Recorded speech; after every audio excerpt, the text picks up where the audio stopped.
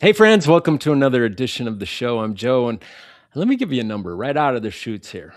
96%. That's what we're going to start with. 96%. That's the percentage of courses at La Roche University that include like real world experiential learning. At the national average, it's half of that. It really is.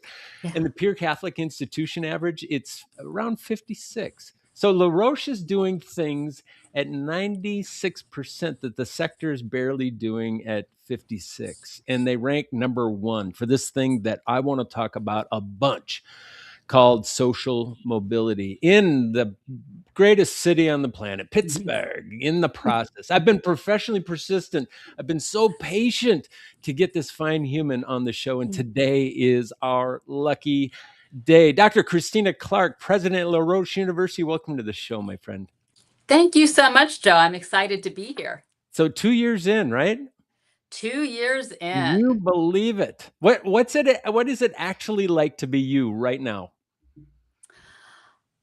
It's very busy, um, but also I'm loving my job. I'm loving serving as president of La Roche University and being able to ensure that we live our mission and our core values to the best degree possible so that we can equip our students with this transformative education that allows them to build lives of purpose and succeed in their chosen careers and to work towards peace and justice in their communities. And we've had just numerous college presidents and superintendents, but from the higher ed world, we've had 2 year institutions that are very head down into the technical world. Mhm.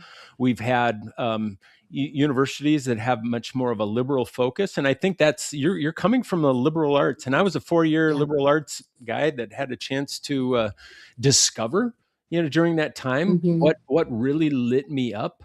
And so I think that mission, the values that you have there, that's something I want to unpack a little bit. I think that what makes this really interesting is most universities in this country build their entire identity around a single question. And it's a really Mm. hard question today. How many students can we keep out? Oh, It's that big fat filter, right? LaRoche asks a different question. What is that?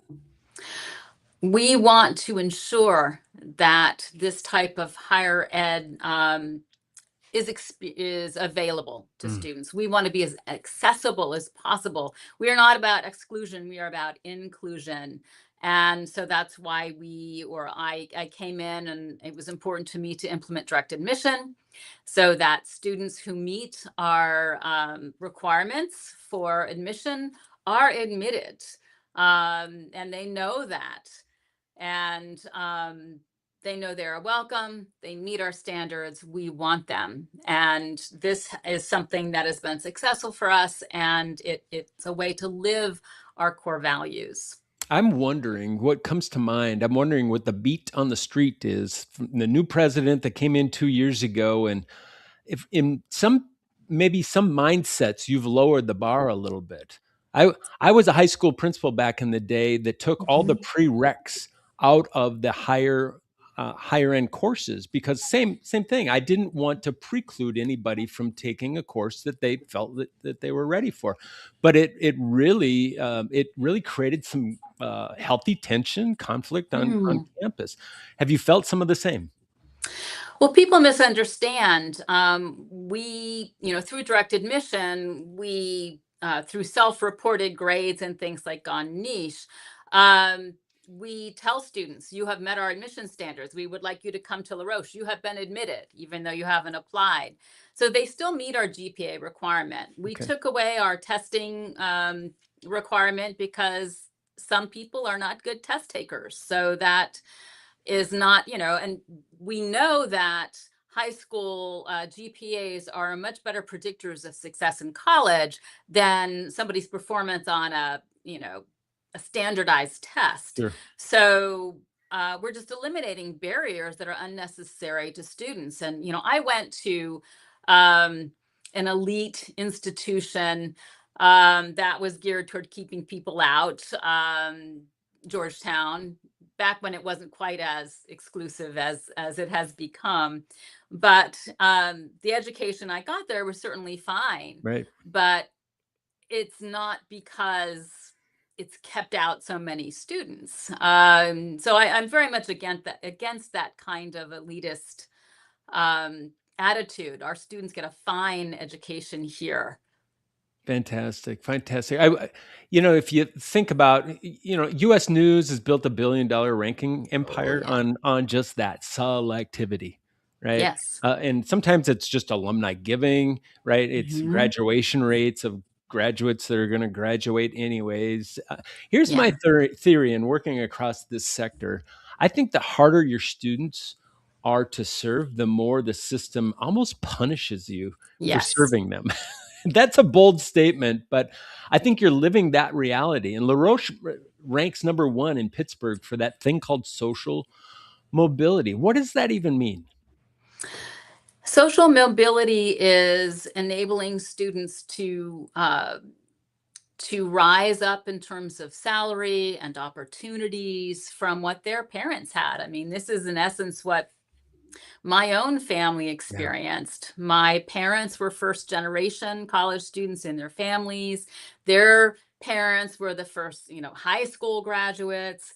And so then, of course, my sisters and I all have advanced degrees. So it's that social mobility that, basically immigrant groups undergo. We were Irish immigrants back in the day and others. So that idea that was true in the past, that each generation can move up in terms of social and economic mobility, and that expectation really is no longer there. The economy has changed, the world has changed, right. and yet we can still provide an education that enables students to still move up from their sometimes very you're born into a circumstance, you're born into a certain neighborhood, and the way we fund K-12 I really object to, which is based on property taxes. So you're talk about a rigged system. If you're born into a Can you certain, please say that again and say it louder yeah, for the people way back there?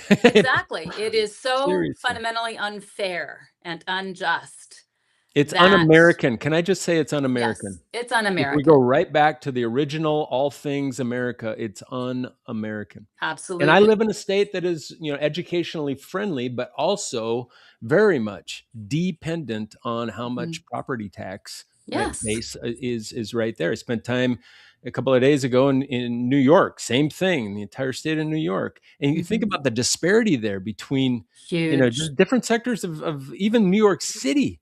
Yeah. Yeah.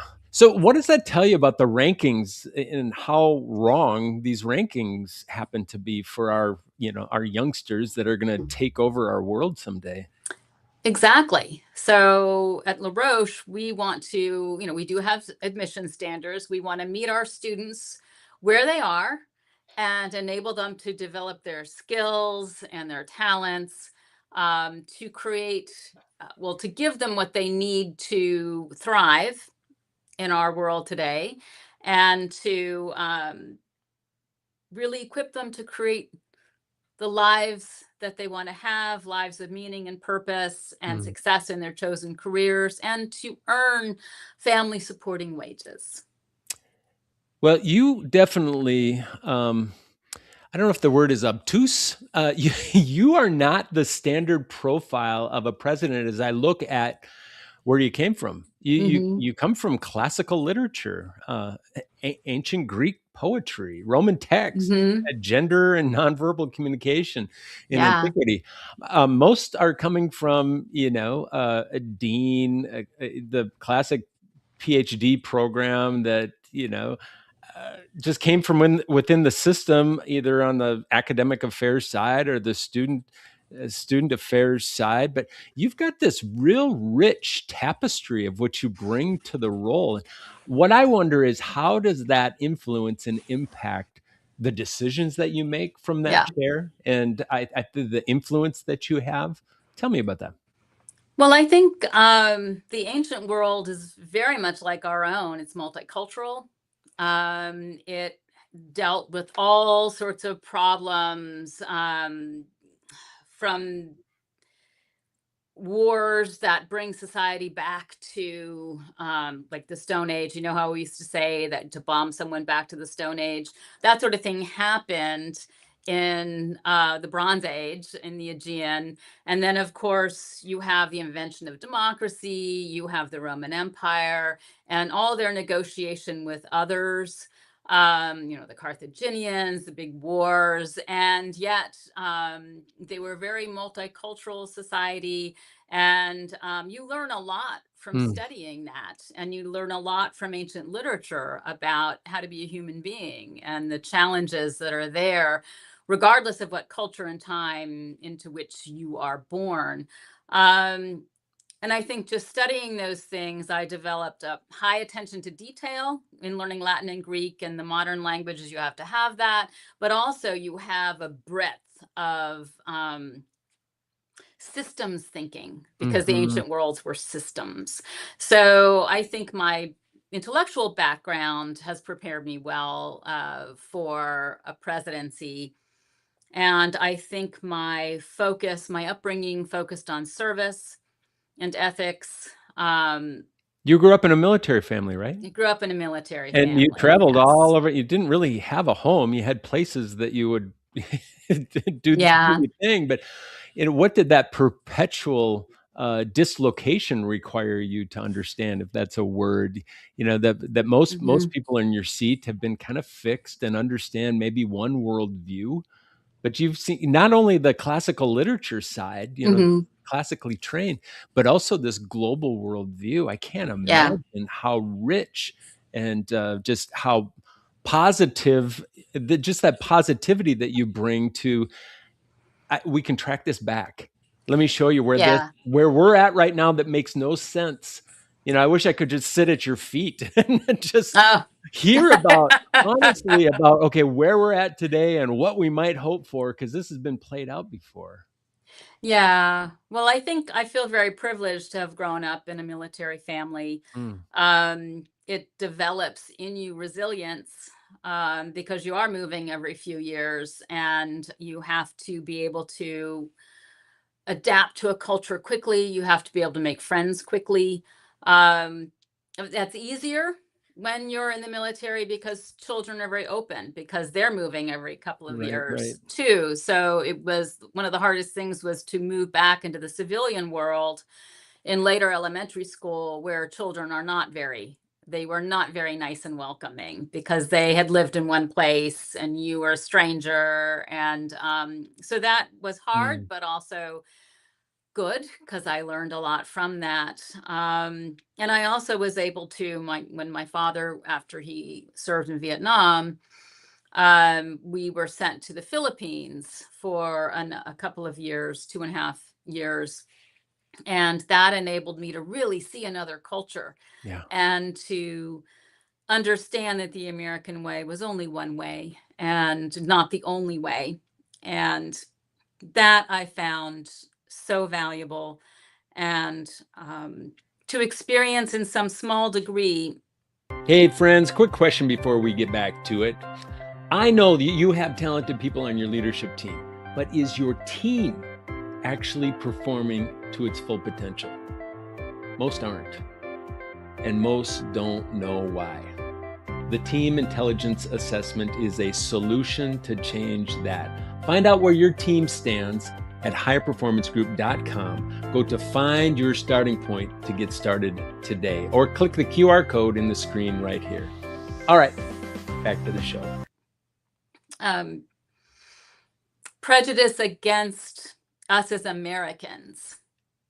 And when you're 8 and 9 years old and people are shouting at you and throwing stones at your school bus, saying, "Hey, Joe, go home." Mm, Like, why do they hate us? We're kids and we haven't done anything. And so our parents explaining colonialism and the experience of Filipinos and why they might hate people from Spain or the United States. right, right.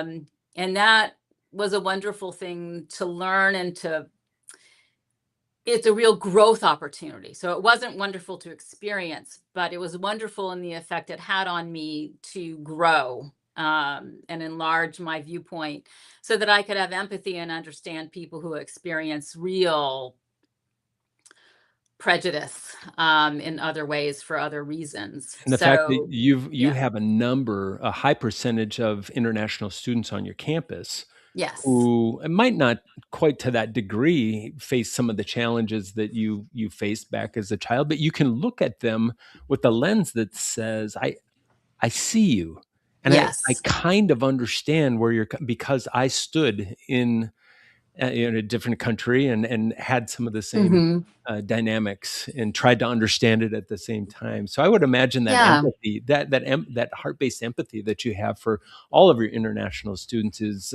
quite unique. I think it really helps. And they know that they are a big part of our mission and that we Mm. value them. They bring so many great things to campus and they enable our domestic students to learn from them. They learn from each other and they grow. And that is something that makes our community better. I was looking through your supports and services and stumbled across this thing called the Solve Center. And I screech, just stopped and went, "Oh, anything with the word solve in it, Yeah. we've got a lot of problems." And I hope that we are equipping our this generation to be able to effectively help us, create a new arc of possibility. So tell me about the Solve Center and what is it doing? Yes, the Solve Center is the mechanism by which we run a lot of our work-based experiential learning. Our students do a lot of experiential learning from the minute they hit campus in our core liberal arts curriculum. Um, Service and service learning is embedded, where they have to research a problem in our community and they have to do service at that organization, be it around human trafficking Mm. or food and housing insecurity, that kind of thing. And then they work to on projects to help those organizations. So that's what they do in their first year in core classes.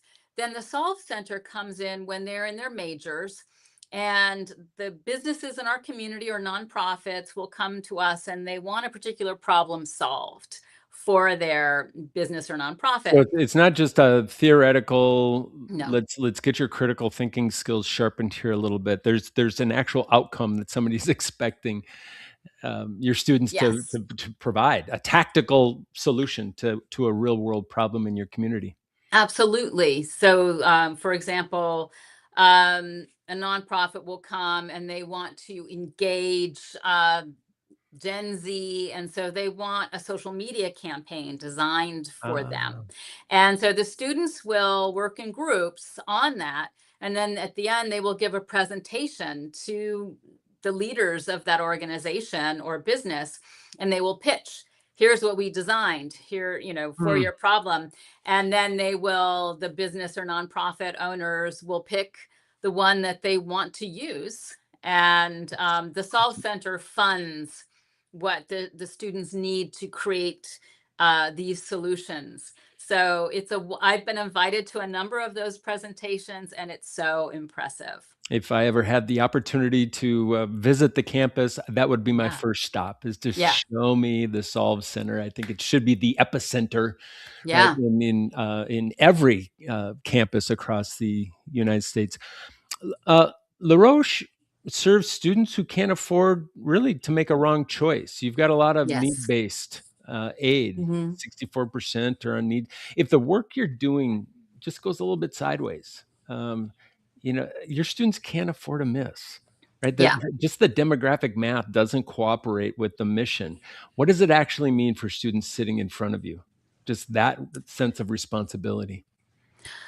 It's what motivates us to Yeah. ensure that LaRoche continues. I hear from students what we call their LaRoche stories, and these are students who grew up in disadvantaged circumstances, and they were tracked into Votech. Talked to a couple of them who went to the same school, and they were both in years of carpentry classes, and yet Mm. carpentry was not where their hearts lay. They they found LaRoche, they were admitted to LaRoche, and we are really committed to meeting them where they are and enabling them through the work-based experiential learning, through work study jobs, through their student government or sports. They all talk about how they were empowered to become leaders and to discover what we in Catholic higher ed will call their vocation, like Vocari. what their purpose, what are they being Yes. called to Yes. do with their No. lives? So important. So, where in life have we ever had a place where that was just like a condition was created for us Yeah. to go deep into that? And you think of how many people on the planet right now are just kind of wandering around because they have not Yes. had this experience. Exactly. And I Good think on with you. all of, they talk about how we now live in the attention economy. And Mm, these students have grown up with just the assault of social media and the competition for their attention. One thing we're embedding in our core curriculum going forward is vocation discovery. And not a religious vocation necessarily, but yeah. this discovery of purpose and trying to link their values with the type of lives they want to live and both what types of jobs they would like and what else would they like to do with their lives. And I think they don't have that quiet, centered Mm, time to. Those are deep questions, and there aren't easy answers. So we're creating that space for them, and it might confirm their choice of major. It might change their choice of major, and that's all for the good. my arguably, my theory on that is it might be the most important experience Mhm. of their lives that Yeah, might not be necessarily career focused because it right. just sets the foundation for all things. I You know, agree. my lens for how I raise and build a family, my Yes. lens for what my hobbies and interests might be, All instead right. of what role models said I should be involved in. That's the beauty of the work that I get Hmm. to do, is to be able to see what isn't and help other people to see. It's almost, Yeah. I'll I'm not going to give it the wordage that it needs, but it's the sculptor that others are asking, right? What are you building, right? And Hmm. most people just see that they're just clinking on brick or clinking on a piece of cement, but Yeah. the artist can see what they're building. And I think if you give Yeah. somebody that imagery of this Yes. is your preferred future, this is you, it sets this thing in motion that it's beyond words. There's a depth to that in terms of just the overall impact to a life worth wanting. Mm, Yes. And really, that we present them with an array of opportunities. And I always tell them I want them to mindfully design their lives because if you don't mindfully do it, you're still doing it. yeah, And it may not be going in the direction that will fulfill you or make you happy. Um, so that I feel I agree with you, Joe, is so yeah, vital that our students are given that time and space and opportunity to do that with their peers and advisors and realize that, hopefully their lives will be long yes. and you can do more than one thing in your life. Careers can branch off and go in ways you've never expected. And of course, who knows Beyond what types of imagination. jobs? Yeah, Yeah. if you are open to it. If you I Yes. love the mindfulness versus the mindset. I think mindset, Carol Dweck, wonderful book, all good things for the last 2 decades, but there's something I think um, next level about mindfulness that you just Yeah. talked about. We've gone deep, but we're running out of time, and I do want to Yes. get to a lightning round here. We take some of these superhuman things that you've talked about, and we just ground it back into just the amazing human that you are. So I've got a few questions. Are you ready? Sure. All right, buckle up. How about the worst advice? We're starting with this one. The worst advice that you've ever received in leading people. I don't think I've gotten much advice in my life about leading people. Um,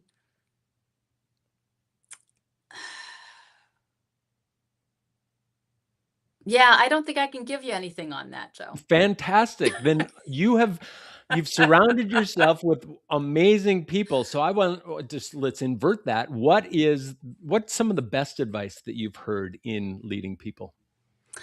Well, I think the best advice I ever got is from my dad, Colonel Stephen T. Clark, who, from the time my sisters and I were very small, he tried to empower us like we could do anything we wanted to do.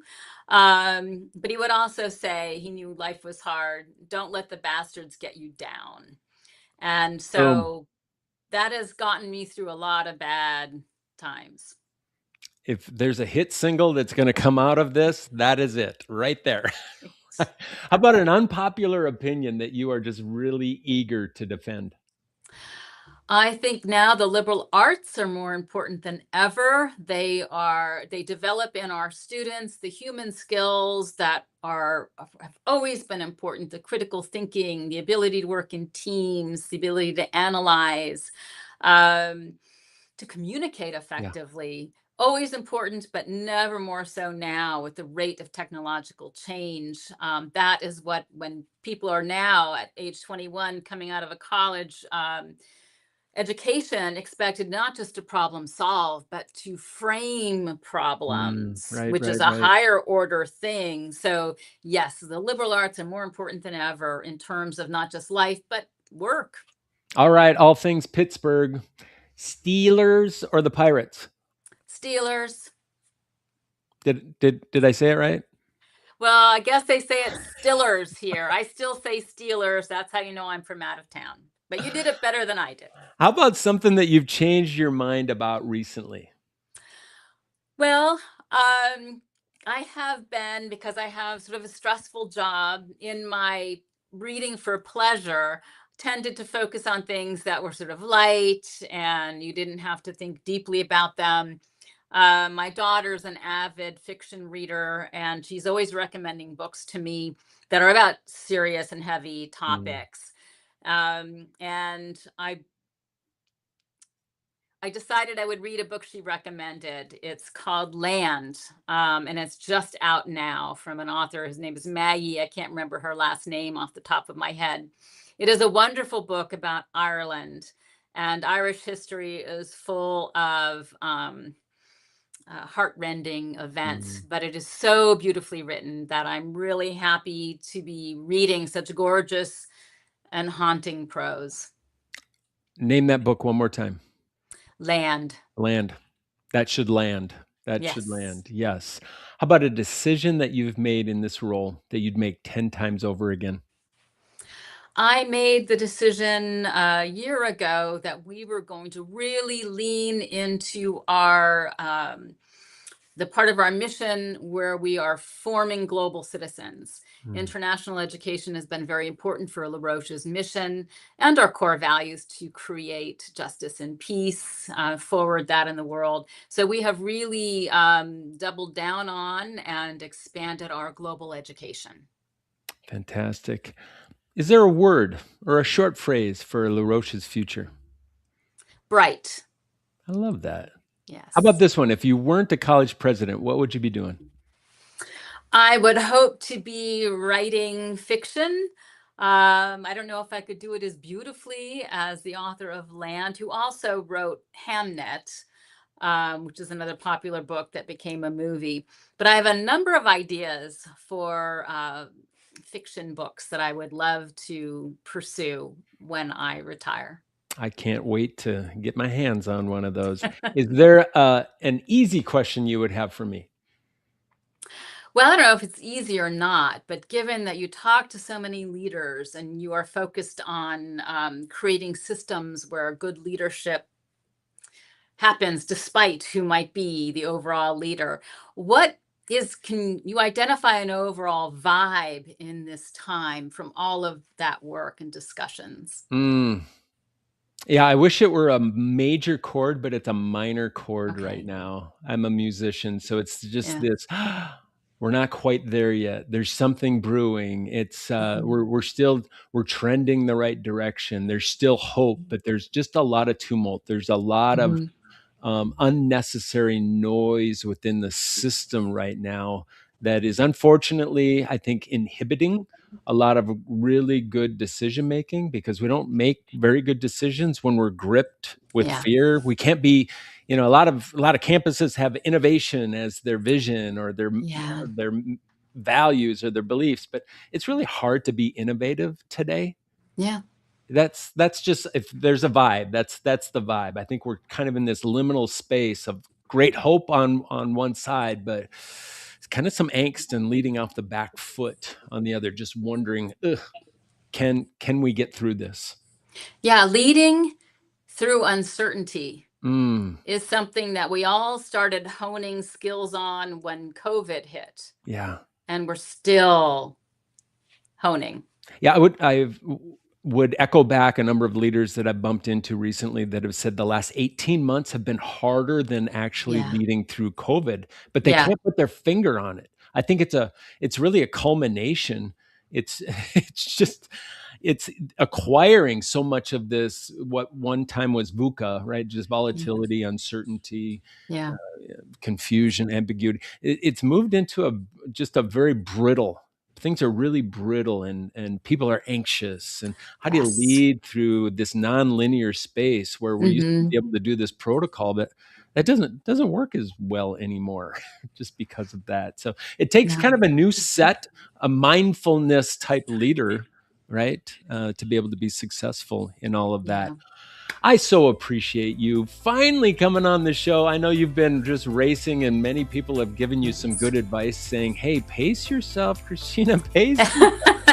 Yes. You're a world changer, and I can tell that you've just been on fire these last couple of days or a couple of years. And the lesson that I pulled from this is to just be mission centered, to understand Yes. your values, and that you don't perform your values, you live your Yes. values. It just becomes part of who we are. And I know that you're building an exceptional team there, and we're just going to keep you on the watch to see what continues to trend in all the right directions in modeling that way. If they want to learn more about LaRoche, where would they go?